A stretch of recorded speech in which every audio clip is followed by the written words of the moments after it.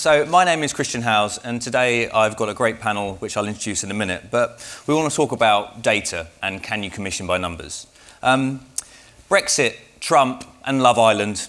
If the last couple of years have shown us anything, it's that the world is becoming more unpredictable. Or is it? Is it? Have we been ignoring the signs, signals, and data that swirls all around us in this ever-increasing in volumes? If you think about this year, 2017, more data will be created than in the entire 5,000 years of mankind that's just gone, which is incredible to think about it. And it's all those tweets, social mentions, Instagram posts, they all add up to create this huge volume of data that can be used. Are we all being hamstrung by this amount of data? And are we being hamstrung by the self-perpetuating social networks that we all live in? Is our opinions being reinforced? Are our news and everything that we gain and get being sort of echoed back to us in a way which makes us lose sight of what we want to know and what we want to do? If we bear all this in mind, can we use that data to create better, more relevant content for our audiences? Now, I've got a great panel and I'm going to introduce them quickly now. So we have Emma Gormley in the middle. Hello. Hello. Emma is the MD for Daytime ITV Studios, responsible for over 3,000 hours of live programming. Yes. Something like that? Yeah, and scarily something like that. I like numbers. And 350 people. And I think they're amazing what they do with data in real time. Next to Emma, we have Mark Salmon. I'm going from the middle outwards. So Mark is an executive producer at Endemol Shine. Amongst other things. He also used to work at Fresh One, which is where I first came across him, and I know he's great at making programmes. I mean, Steps Revival for me was your apex. Reunited. Steps Reunited, sorry. So good I hadn't forgotten the name. But I worked with Mark quite closely on some commissions and some development. Next to Mark is Kelly Johnson, who is the VP for the Sound Research, and they do great work with brands and with media owners to understand audiences better, and I'm sure Kelly will tell you a bit more about that later. Yes? Yeah. Yeah. And at the end, we have David Welding, who works at Twitter, head of planning at Twitter, helps businesses and brands use the tool to its maximum potential. He is a Twitter addict, is that correct? And he also is a fan of Wolverhampton Wanderers. Hey. Really? So people normally cheer at that. Yeah, normally gets a cheer, but not this audience, not this time in the morning. Now, ITV did a bit of research, and they spoke to... Sorry, I've got to do 2 clicks. This is... There you go. There you go. Right. So ITV did a bit of research, and they surveyed the nation, the normal people, and the broadcast nation, and they asked lots of questions. And those questions effectively were not loaded, but to sort of see the difference, the tension between us and them, if you like. So the headlines are here. We have longer commutes. So people who live in, who work in broadcast have a longer commute to the office.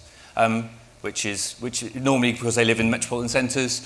We don't drive to work. We get home from work later and eat our evening meals later. We love to go out in the evenings, and we like to get away from it all. We will share this research out in a minute. There's also, we're much more liberal, which comes to the surprises that we get when we talk about politics. We are very, very career-focused. In fact, 98% of people in broadcast think that their job is a career, it's not just a job, as opposed to 34% of people who are just working for a living. Our jobs are a mystery to many. I don't think it's just broadcast, it's also things like IT, but people don't know what we do. We watch TV anywhere and any time. I think this is somewhat skewed by the fact that we have long commutes, because people tend to sort of digest content on the move, and also people in broadcast are early adopters. We're Netflix obsessed. And we'll come on to that a bit later, but basically 90% of people in broadcast use Netflix. And also the broadcast nation are social media addicts. So David, you're in the right place down the end to tell us and help us with that. And a little bit of fun research I did. I analysed Facebook data, so private Facebook data. So basically those comments and posts and mentions that you have. This is all anonymous, so don't worry, I'm not pinning this on anyone. So all adults in the UK, about 33 million people, 59% of them would have liked to have remained, whereas in broadcast nation it's 90%. 44% of the adult population on Facebook like Jeremy Corbyn, as opposed to 81% of the broadcast nation. Love Island, everyone likes Love Island, which is quite good. Obesity and weight, 70% of the UK population talk about it and have issues with it, as opposed to 39% of the broadcast nation. Property, which is obviously a great source of content, 79% of the broadcast nation talk about property, whereas only 56% of the rest of the population talk about property. And then public schools, 14% of the normal nation, 52% of the broadcast nation, and finally at the end, we all like holidays, 91%. So everyone talks about holidays when they're having those discussions on social media. So we will share the research. Hello? Hi, just a quick question. What do you mean by broadcast nation? People who work in the broadcast industry and also people who are attending this conference. So the ITV survey, was a survey of people, normal people in the UK population, and they also sent a sample of the survey to people attending this conference. So just to show the differences. And what we will do is, if you come up and see us later, we can share the full research. There's like 40 or 50 slides. I didn't want to bore you with a slideshow considering it's a panel. Now, bearing all this research in mind and everything we've talked about, I've got some questions for the panel. So I'll come over here seamlessly. And by the way, if you want to ask questions, have you all got the EdFest TV app? Yes? If you haven't, download it. If you log in and you'll see Get Involved, you can actually ask us questions in real time and we'll come to them later on.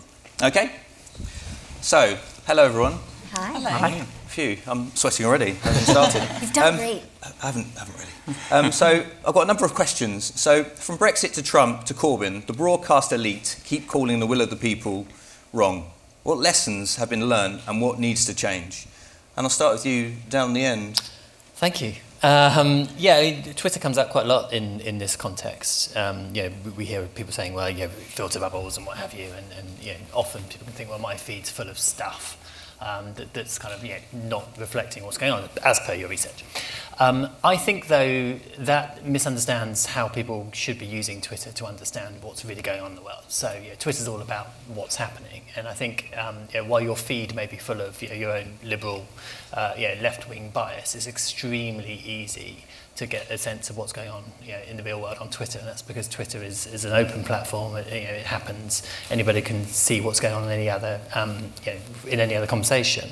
So you're not restricted just to people who you went to school with or ex-work colleagues or what have you in terms of getting a perspective. You can get it elsewhere, and the simplest way to get it is just to look at the hashtag. So whether that's an issue like Brexit or a TV show or what have you, you simply search for the hashtag and you'll get a broad plethora of perspectives across the full spectrum. So I should probably add it's the hashtag's 10th birthday today. Am I allowed to mention it? Hashtag. A little plug. So happy birthday hashtag. And it's just a simplest way to see what's happening. So I do sometimes get frustrated the sense that Twitter is a bubble and what have you. It's extremely easy to burst your bubble on the platform. It's not convoluted, it's not difficult. So in your mind, there's nothing that needs to change. It's just an education piece of people, how they use platforms. I think behaviourally we need to think about how we're using platforms. I mean, there's things that we can do as Twitter to make sure that people are seeing the full picture, which we're focused on doing. So stuff like moments that we've brought in and what have you. But I think it's down to all of us to be kind of curious about what's happening outside of our own bubble. And I would genuinely say that Twitter is a great way to see that. And just on that, if you think about, if I go to Twitter and I look at a hashtag, it presents me with top.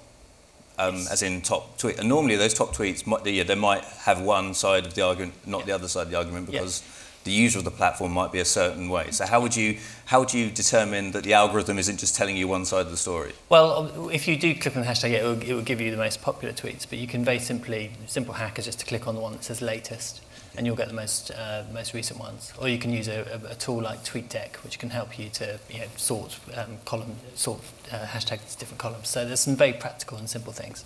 Okay. Now, Emma, you in the very reactive world of daytime television. Obviously, you're not in the notion of commissioning content, but it's how do you use those channels in order to help you think about what's working, what's not working, and reacting to the audience needs? So, I mean, my gosh, I'm responsible for Good Morning Britain, Lorraine, This Morning, and Loose Women, so 6.5 hours every day. So we feel, I would say we feel very in touch with our viewers. We, all the obvious sort of Twitter, Facebook, social media is really, really important to us.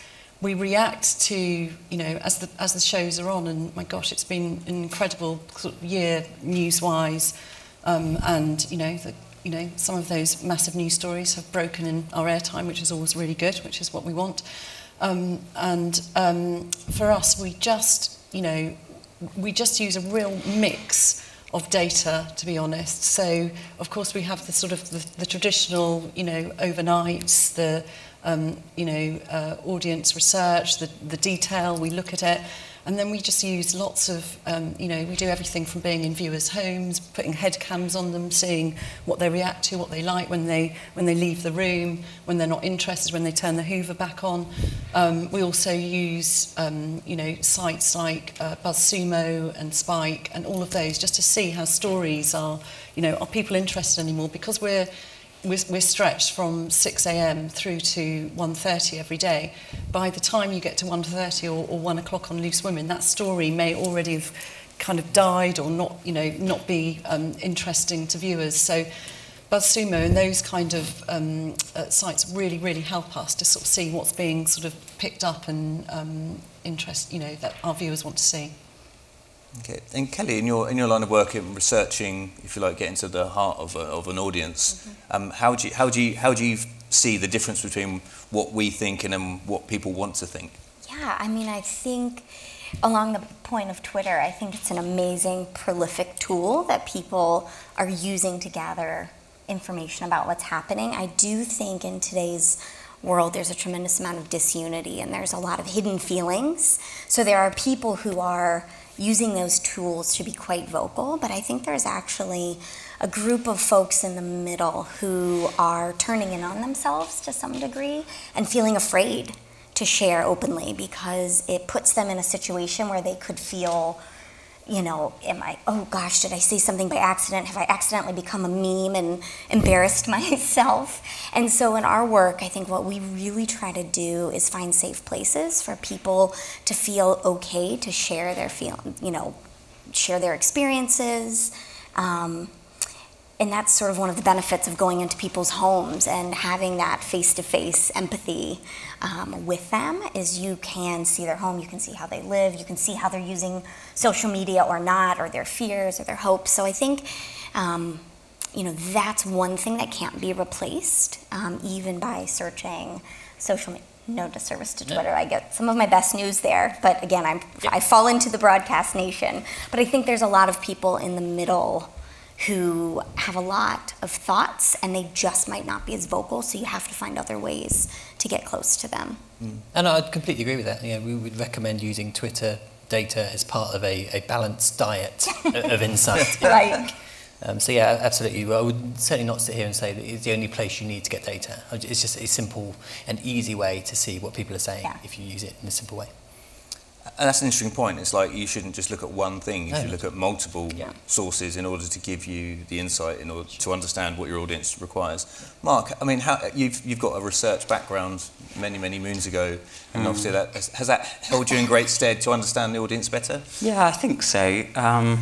But just coming back to the Twitter point, and that, I was commissioning when Twitter broke and people started using it, and actually, for us, particularly working in multi-channel, we didn't almost have to wait until, because I worked for Living and we were serving young female audiences and they were running towards Twitter and taking, early adopters and taking it up. And actually suddenly your show was going out that night and you could just watch the feed on Twitter. Most of them slagging it off and hating it. I mean, people were using it to hate, but I didn't care because as soon as you knew you were hitting those numbers and Twitter, people were active on Twitter, it felt like you were going to get an audience. And it didn't always correlate, but often it did. And that was quite exciting for me. So I was kind of trying to ignore, particularly, trying not to be offended and not to retaliate and answer those people back, but just use it as another measure, as another bit of insight, and a predictor, maybe. Just don't feel the trolls, Mark. No, exactly. I've learnt that to my cost. But I think, again, it's another good point. And again, it just goes on to, it's not the only, there are other data sources are available. People very, very quickly look at one thing and think that's the thing that's going to solve their problem, and very, very often it's not that thing.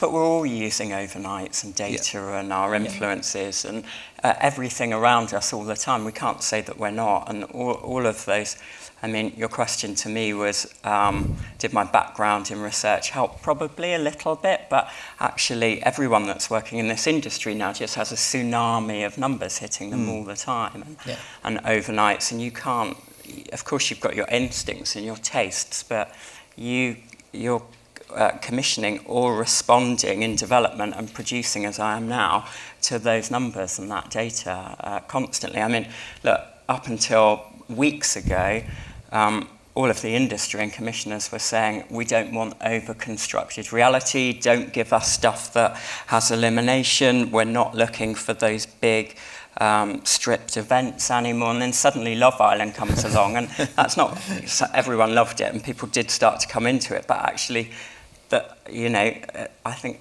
those decisions and that change in the tide of what people want to commission now has come because 2.4 million people are suddenly watching it. Yeah. I think for me, it points to the fact that all feedback is a gift. It's what my wife tells me anyway. But yeah, that's that you know, if you listen, actually, the opposite of what Mark was saying is that people will tweet something positive that they wouldn't ever take the time to write to you. So I guess as somebody working in television, you wouldn't have a sense until the next day in terms of the ratings, and you might get sentiment coming through the press, or through someone might write to you if you've done something extraordinary. But people can just tweet something out saying, I'm really enjoying this. So you do genuinely get all sides of perspective. People are even saying nice things about Partners in Rhyme on Saturday. If you searched on the hashtag, albeit they're outnumbered, but people were absolutely saying nice things too. So you can see both sides. I think that nuance is really critical. So I'm not a numbers data person. I'm a words and pictures person. I was an art major, for goodness sakes. But I think that nuance is so critical because data could tell you that people on either side of any given argument both care about their family. And you could go, oh, okay, that's a shared value. But the way in which maybe they demonstrate that could be so different. And that's where there's a tremendous amount of nuance to understand. Is my idea of being close to my family might mean a call on Sundays and a Sunday family dinner once a month, whereas someone else says, I care about family.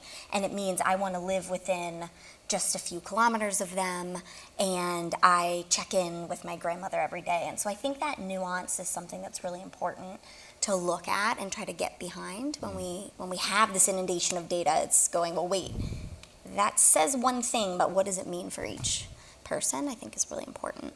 So I mean, the question was around the fact that we seem to be moving further away from the people that you're creating content and entertainment for.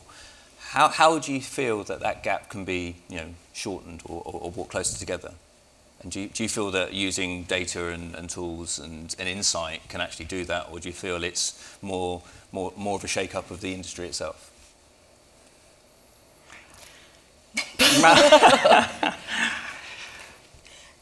Well, go on. I would say, my God, we all have to get out of our bubble, and then you have to. I just sort of think some of those stats are really interesting, aren't they? I wish I was having my dinner at 6 o'clock. It sounds great, but I think that certainly in my world and with my teams on the shows and the editors on the shows, it's critical that we are in touch with the viewer. They really influence, to be honest, a lot of our content. In the we run a story, or we ran something actually about, I'm sure many people saw it, about a producer the other day who used to work on the show on This Morning. She had a nut allergy, is very poorly since. And that has, that's producing content from today just because of the 2 million people that have watched it on Facebook. So there's this real, I would like to think in my world, it's absolutely critical that we are in touch with the outside of the media bubble, and we know what people are feeling, and we're looking at all of those elements, every day, and actually directing our content and changing it accordingly. For me, it's about better listening and more empathy, which are human traits. I mean, there's tools to help you, but they're human traits. I think I used to work in media agencies as a planner there, and actually we'd have media planners who would, young media planners, I'm not going to blame millennials, but they were like, 25-year-old media planners, and they'd literally come in and go, well, I never watch telly, telly's dying, isn't it? And you kind of, you're tearing your hair out and thinking, goodness me, look at this data, look at that data. But unless you're giving people exposure to, what's going on in the real world, I know a number of agencies, for example, who literally take their planners out to Brexit towns, so that they can see how real people live. And in a way, it's alarming they have to do that they lack the intrinsic empathy to believe in everybody else is like that. But there are things you can do around diversity, around, potentially, especially with older people, which again, I think our industry is starved of older heads, again, thinking particularly about advertising, but also about television more broadly. So there are certain initiatives, but I think it comes down to how do I listen better? And how do I have more empathy with people that aren't me? And I do think that Brexit and Trump was a moment in time for us to literally sit up and take notice. Oh, definitely. I told you when we were preparing, I explained to my grandmother, and she says, what do you do? I say, we go on blind dates for a living.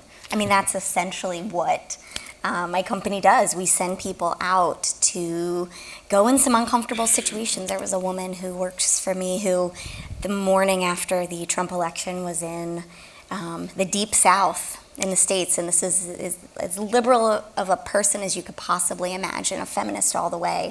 And the day after the election, she had to put her compassionate pants on and go talk to some people who she knew were very, very different and had a very different reaction to what had just happened the night before. And so I think that's something that we just all need to work on. Next time you're in a cab, talk to the driver, ask them their story. If you're on the train, look up from your phone and have conversations. And it can be scary. I'm not an extrovert. And I find myself in those situations going, okay, this is a valuable chance to hear from someone who clearly has a very different life than me. I think we all could be better at doing that, because you can do it in the line at the grocery store, in a cab, or wherever you are, even maybe at your family dinner, just starting to listen and be more compassionate to differing views.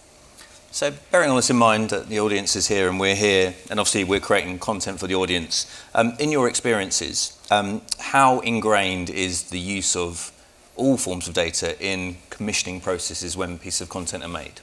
Massively. God, whether you're doing it subconsciously or not, you're constantly looking. You've got overnights, they've been constantly fed back to you. You have them appear in your email, but you're seeing them in broadcast, your conversations you're having with your colleagues. I think we're using data in television. I always have, and I think all of the people I work with, colleagues, we're constantly trying to respond. I think we are pretty good, to be honest. That's our job. So you kind of live or die by whether you produce the right show for the audience and you connect with them in some way, or you commission the right show. So I think we are pretty good. We have a hunger for it. We definitely need a better mix sometimes of the types of people. You can't. Your job is to put your own instinct, influences, cultural bias on top of the things that you're working on. I think we are pretty good at it, and I think, but definitely to other members of the panel, I've said it already, but mixing up who we are, young and old, different cultural backgrounds, it's definitely something we could work on a bit more. When I was commissioning and working at Sky, I remember sitting in a kind of channel meeting to discuss the week's ratings and what was going on. And then I realised in that moment that I was the only one that hadn't been to Oxbridge in that room. And that's Sky, when you think about its audience and who it's selling to and predominantly who its market is, I thought that was quite interesting at the time. That doesn't make me better or them better, but the mix wasn't right sometimes, I think. Yeah, and we've talked about data a lot, and obviously data isn't the answer on its own. I think a word which is often underused is insight. So it's like looking at everything and then being able to make the right decisions in order to do the right thing. If data is already ingrained in the commissioning process, is the insight for that for that there as well, or is that the thing that might be lacking? And yeah. I mean, I think one of the things we often find is we are reacting to the world around us, and those are often the points of data that we're being fed immediately. The kinds of projects that we really get excited about are where we're able to actually take a step back and look for insight about emerging values in groups of people, how the world is changing on a macro level. And so those are the kinds of projects that I would say are the most exciting and often the farthest and fewest between, is that the right phrase? Where I think that's where some really interesting, exciting stuff can emerge when we think about the future and changing the way things are done, is how can you step back and say, you know what, let's look at the next generation and what values are emerging in them to start to give us a guidebook that we can plan for versus just having to react in the moment, which is great for programming on now. We have to do that, but almost looking out ahead a little bit more, I think, is really valuable. And again, I think that's the key thing around ITV, right, where you are reacting to an immediate requirement of a viewer and you're giving them what they want. So I think, obviously data's, my gosh, critical, and as you said, it's part of, it's part of the recipe. It all needs to be,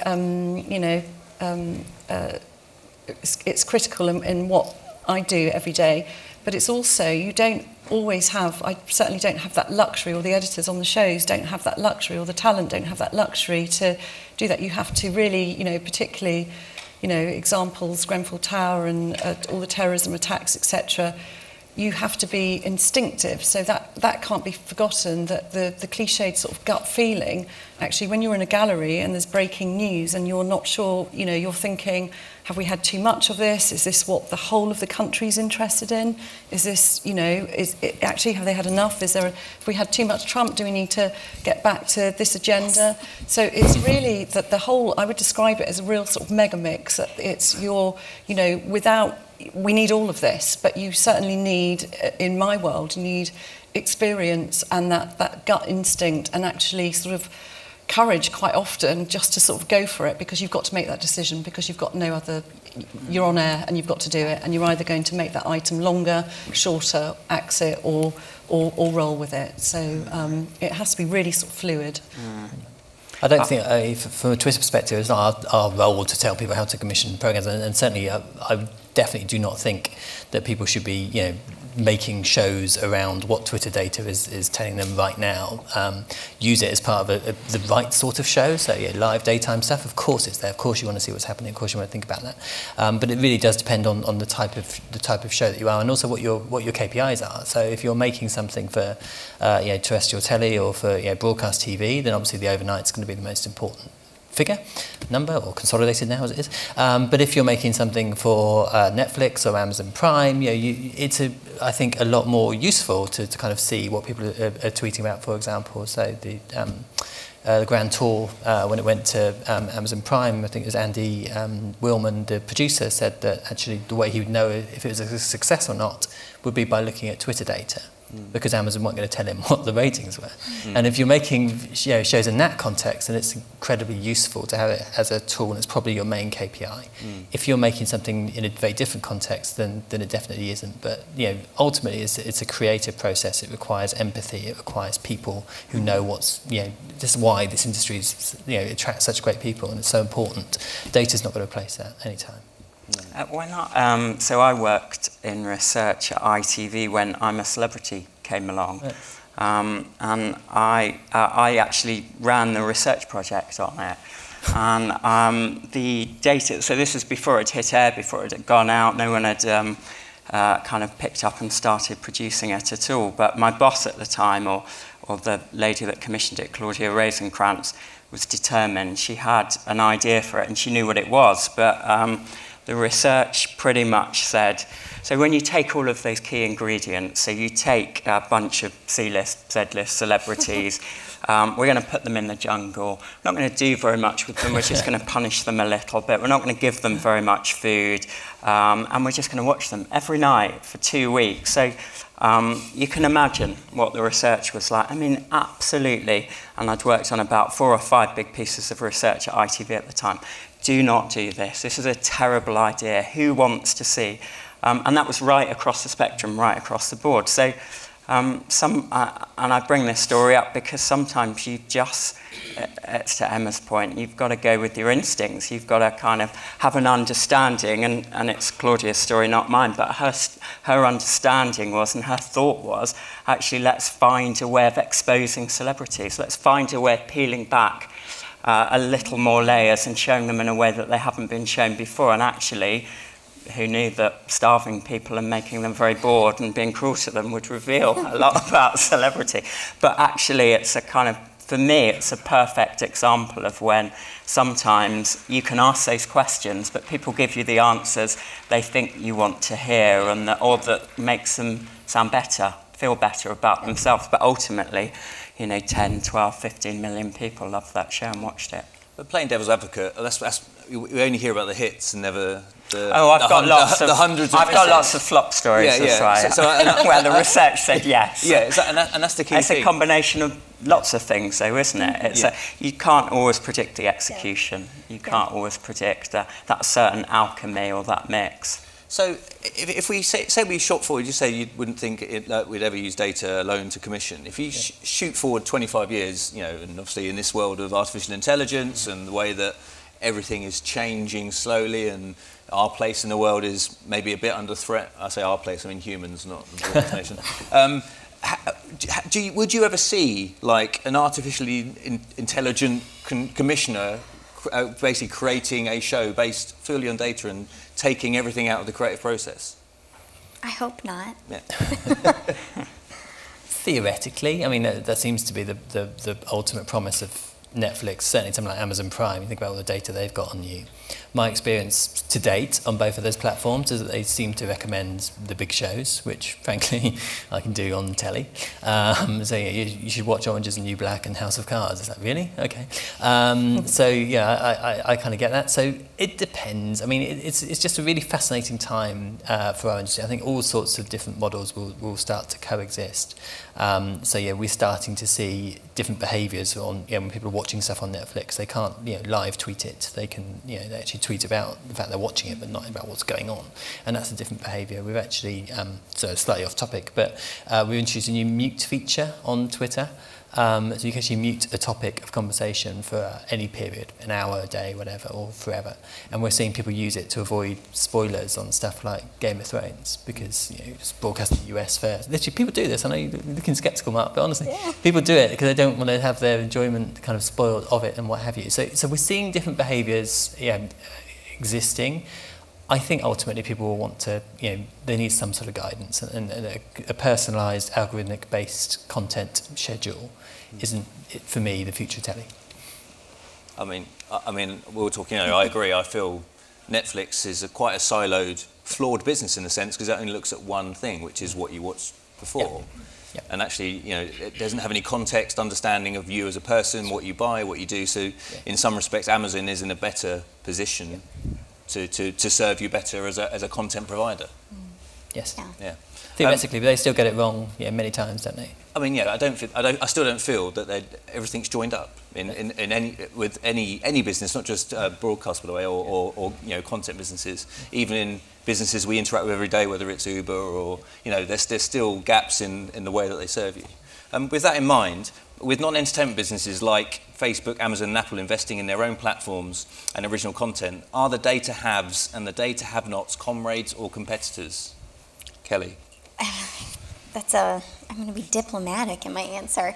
I think one of the most interesting things that we've seen is some of our biggest clients are the data haves, which is fascinating given the Googles, Facebooks, Netflix, Pinterests of the world. They're calling us up and saying, here's a bunch of data we have, but we still don't feel like we understand these people. And so I think that's a really important distinction, that there are still the whys behind everyone's behaviors that matter so much. And so even though you could have all the data in the world, I do still think there's a level of understanding that you can only get from digging into the reason behind, why they've chosen the things that they've chosen. So That's my diplomatic answer of saying they've got a lot of information, but you always need to ask why. Yeah, I mean, gosh, I'm going to completely agree. That's boring, I know, but yeah, 100%. I think, of course, data is power, but it's how you use it. 100%. Yeah. And obviously, I mean, you use those platforms to help get the word out for the programming you put on. Do you see them very much as comrades, or have you got one eye sort of looking at them? No, I think they're. I think they're comrades.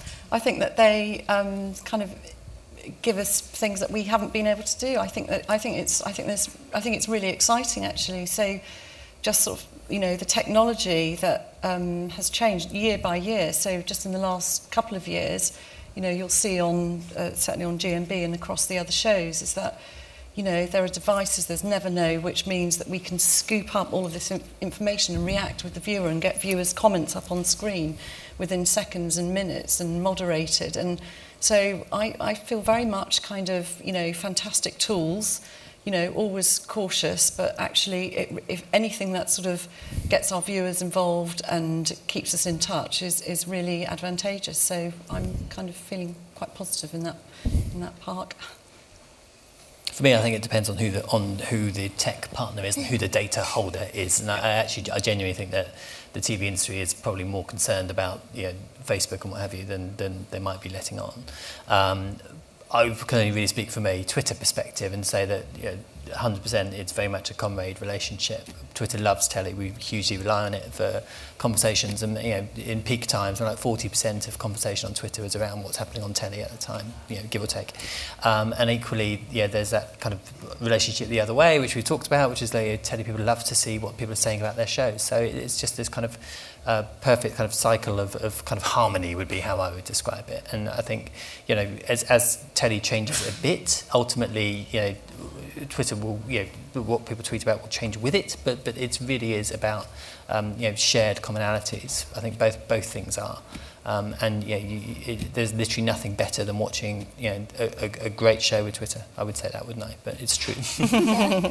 I think it's a golden age too, in that now we have so many more options for interesting content. You don't have to watch, one network. You can kind of hop around from, okay, I've got this program on Netflix, and then I go to network for this, and then I'm watching YouTube because some beauty blogger is talking about mascara, for me personally.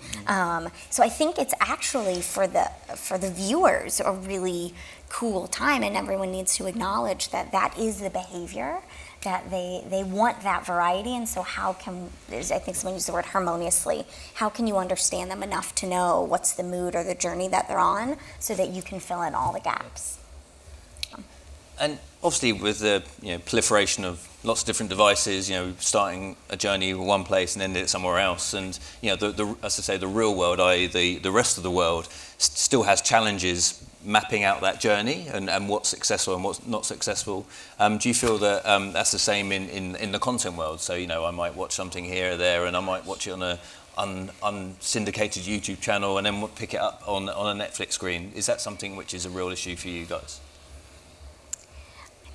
I mean, I guess this is where the gap is between us and perhaps the broader world. We might be a couple of steps more, I don't want to say advanced, but sort of exposed to that kind of behavior. But I do think it's emerging for people. It just might be on a smaller scale. Maybe it's switching from an iPad to the regular TV versus this constant change. But you guys are the experts on where people are watching. Yeah. I'm not. Just to be honest, I think, I think, look, it sounds rude. I actually think most senior people in telly aren't good at that, aren't good at understanding how people, so we might be using data and we're great at that, but how people are moving and what are the new technologies coming through and how they're adapting. We're slightly slow to understand that. I'm sorry, I shouldn't be talking for everyone, but I certainly feel, I have the great advantage of working with a young development team at Shine, and actually that's where the knowledge is, how they're viewing, how they're watching, what they're looking to. They just instinctively go to YouTube, and we've got a brilliant young person working for us at the moment, and she's feeding through all the latest YouTube stars and what she's watching and how she's watching. So I think it's a generational thing often. Yeah. And do you find people are watching on telly, or is it on tablets? Is it on? No, I mean, certainly our audience in daytime is, the average age is, sort of 52 to 56 year old, and it's obviously sort of female skewed. So, I also sort of think it's quite interesting when we go into viewers' homes, and you sit there for the first half an hour, and obviously people are conscious of you, and then after half an hour, you sort of, people are double, triple screening. They're buying something, they're buying a dress as well as watching, as well as going to the front door, all of that kind of thing. So I kind of, certainly in my world, I worry about the future, because I think you're right. I think the person in your development team that's doing all of that is obviously that's the future. Certainly in my world at the moment, it is, it's quite traditional. It's telly. It's all about. It's people are watching on iPads, etc. But generally, it's on the main screen, or they're catching up. They're seeing something, classic things.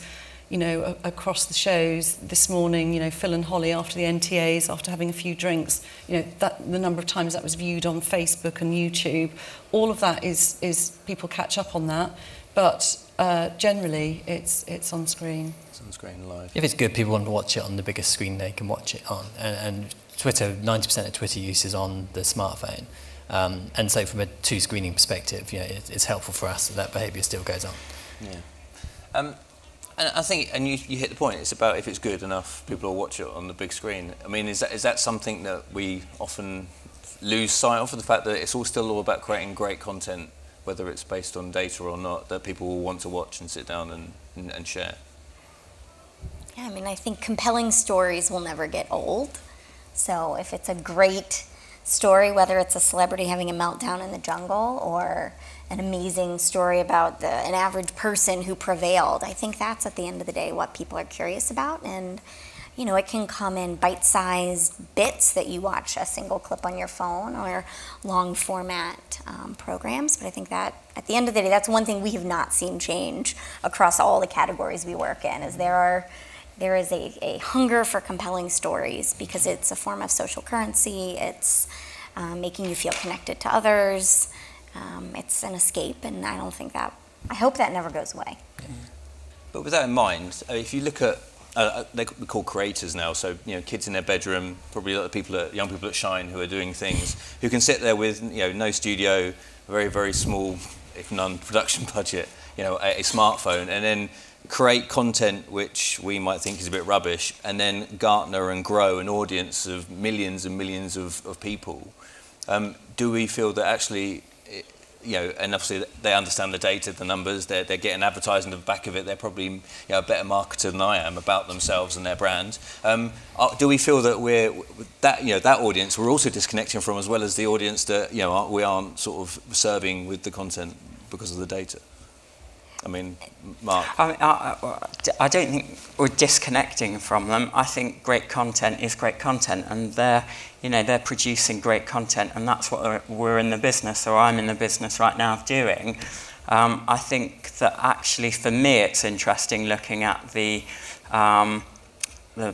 middle ground. That's the ground that's suffering. So brilliant, beautiful, high quality stuff that you want to watch on your TV, that's not going to go away, or you want to go to the cinema and watch, or requires a big screen and is about joint entertainment. And then the smart, funny stuff that a whole range of people, often young, are creating as clips or online or doing it on their phone, that's coming through as well. Actually, what you're seeing is people aren't, because they're both just great content, great stories. The middle ground, that's what's suddenly disappearing. There isn't a requirement, or won't be for much longer, to kind of run all these linear schedules and have huge amounts of hours that you just have to fill, so you just need average stuff, okay stuff. That's what will die away, and I don't think that's a bad thing. We have a creator network at Twitter, an influencer network called Niche. About 40,000 people signed up for it. Anyone can sign up for it and just make content across different platforms. But the hub of it, the very heart of it, is just this data hub which tells these creators how well their content's doing across different platforms. So literally across all the social platforms available, not just Twitter. And the ones who are doing best are the ones who are all over their data. That myth that it's kind of kids in bedrooms sort of getting lucky, it's not. The ones, it's remarkable the amount that they obsess about their data and can adapt content accordingly. So there's definitely that model coming through. But what's interesting for me is that the data they're optimizing around is views. Yeah. And that's a very different thing to perhaps where a lot of TV companies are actually going. So, we assume perhaps from the old model that views is the most important thing. But again, if you're Netflix and Amazon, actually, is it brand loyalty? Is it something else? Mm-hmm. So I think all of these different models kind of coexist. The key thing for me with data is knowing what bit of data is most important for the content you're creating, and making sure you're focusing on that. Everything else can support it, but don't be distracted by kind of false data, if you like. Yeah. It is surprising when you're watching someone on YouTube say, oh, I noticed in this video you really liked this content. And I'm thinking, this is a young person with their phone interpreting data in a very sophisticated way, ultimately. It's really surprising that they are able to do that the same way big networks are, just on a smaller scale. But I'm like, wait, how did you know that that was the thing to pivot on? But they're smart and sophisticated. I saw, just very quick, sorry, I saw a tweet the other day from someone saying that they were saying goodnight to their 6-year-old nephew.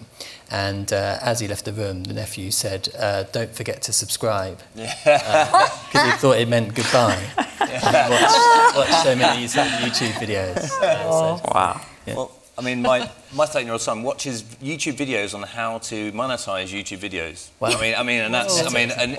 And you just think, whoa, that's really, really crazy. I've got some questions from the floor. So, first one: does relying on data stifle creativity, risk-taking when program making?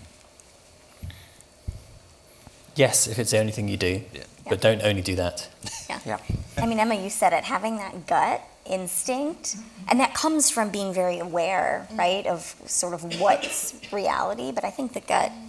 And also, I think I would say you have to, as a program maker, you have to, of course it's about the mix, but you actually sometimes, you just have to be bold and ballsy and confident and go for it.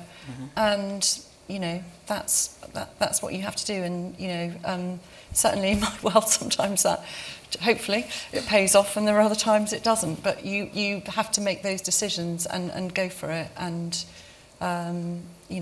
otherwise you're in a very bland kind of being pulled in directions that instinctively aren't right. So for us, certainly in my world, it's about stories, and it's about compelling stories and telling them. So that's what we need to do, and it's going for it. This is quite a controversial question. Does giving weight to social media give half-wits the same weight as experts? Does this help us reach audiences we otherwise wouldn't have? I mean, and again, experience of that is if you, for example, if you're the CEO of British Airways and someone tweets a complaint at you, and then you react immediately because obviously of that. It's the same way I've seen execs look at one bad tweet and suddenly think the whole world's ending. Do you think they should be weighted?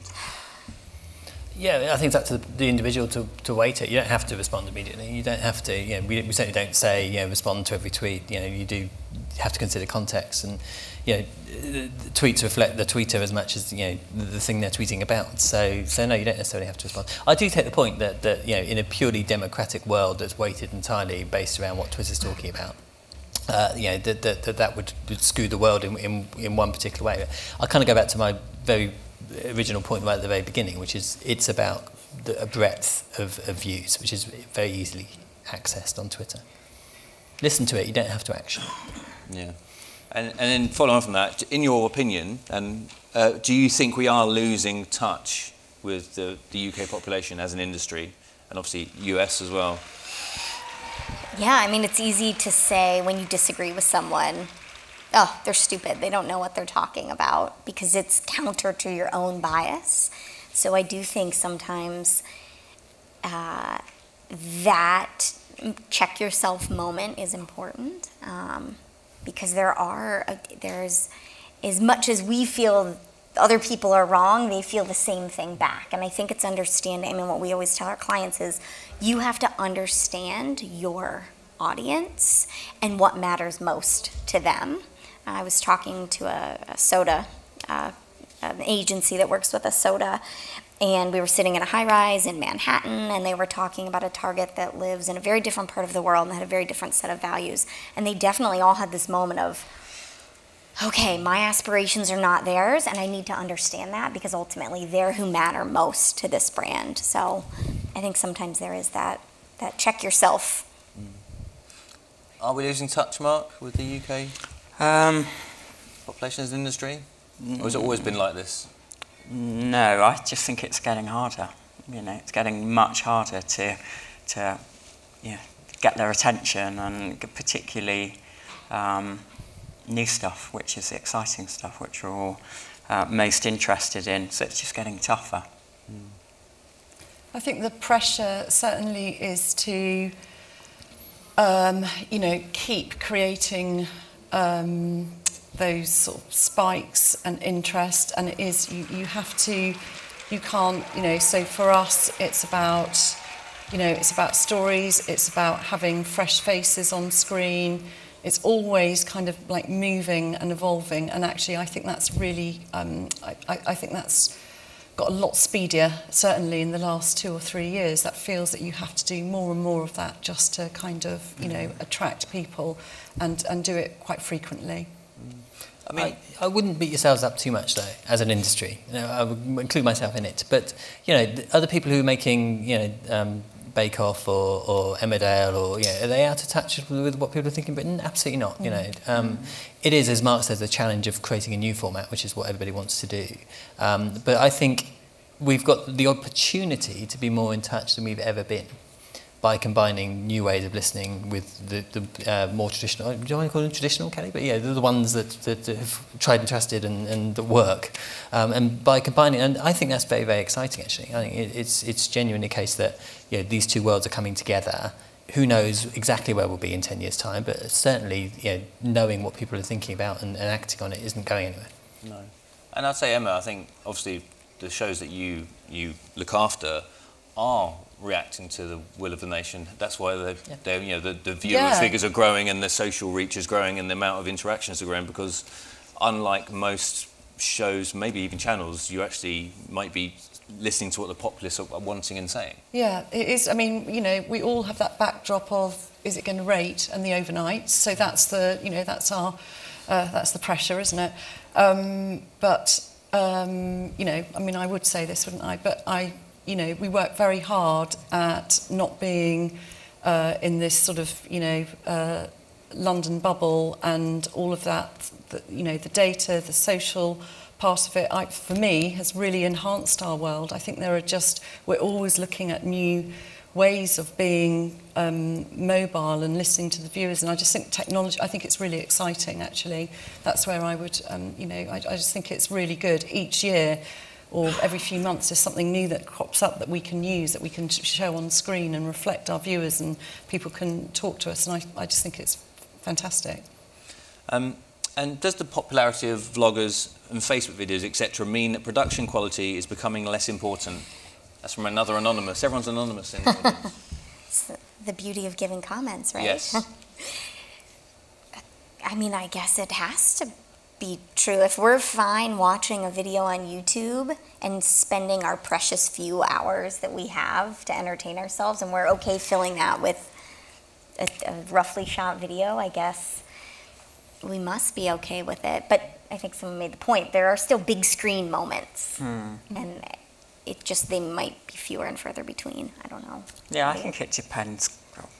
It all depends. It depends completely on who you're viewing, with the content, what it is. I mean, sometimes that kind of lo-fi feeling, particularly clips, and when you're watching stuff that other people have made, makes you feel closer to it. You know, there's a kind of connection that you don't get, but that doesn't mean to say that you would tolerate that in a, you know, latest BBC period drama. Yeah. Shot on an iPhone 5. Yeah, exactly. There's a program on the History Channel called Alone. I don't know if any of you are familiar. It's sort of a new version of Survivor. I see someone shaking their head. I've been sucked in recently, and it's all self-shot. The whole program, people are dropped into the middle of nowhere, and they are shooting it themselves on GoPros or something, and I'm finding myself transfixed. But so, I mean, I'm at the other end of the period drama or the glossy, you know, shows. But in, you know, what's really good for us is the Skype, is just that immediacy.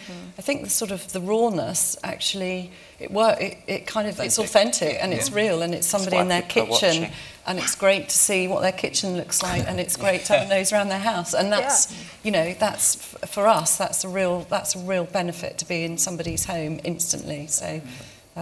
Someone's child runs in and you have to get exactly. That was right. How many times was that reviewed?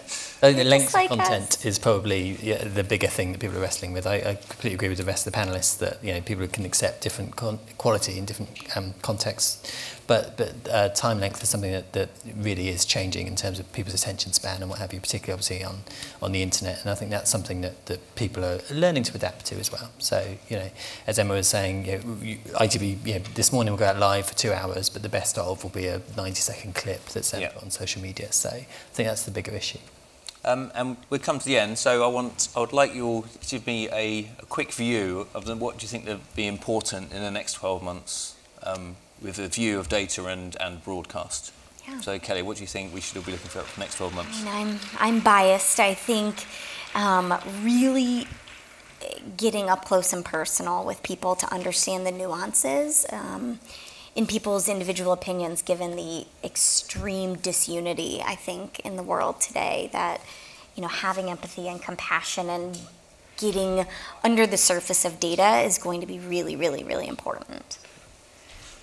I just think opening up, for me, it's just opening up our data field, so not being so wedded to our social media feeds. I think exactly as David's just said, you know, those handy hints on how we can broaden the views as a programme maker that we're listening to and that we're exposing ourselves to. And for me, surrounding myself with people that understand it in different ways, you know, working with you, Christian, on your unique insights into this world. Thanks very much. My gosh, I think certainly in my world, it's looking for more. It's looking for more ways to connect.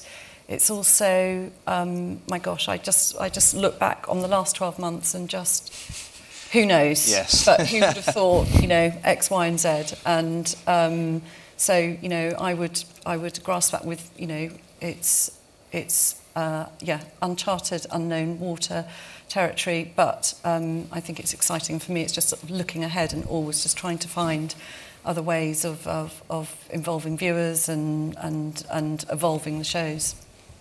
Final word. Everyone else has just said it, so I'll just say Twitter. Brilliant. Thank you very much. You're great.